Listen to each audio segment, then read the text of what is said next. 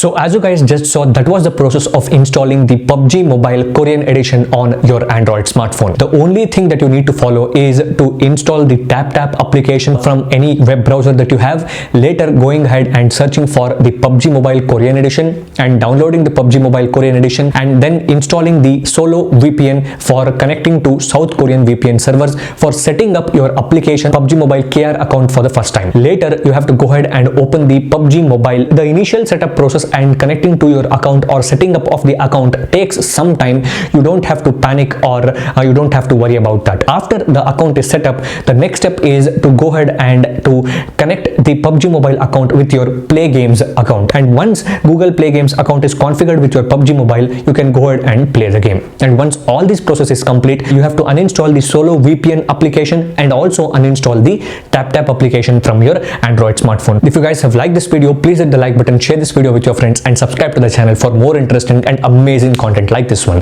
Thank you for watching, guys.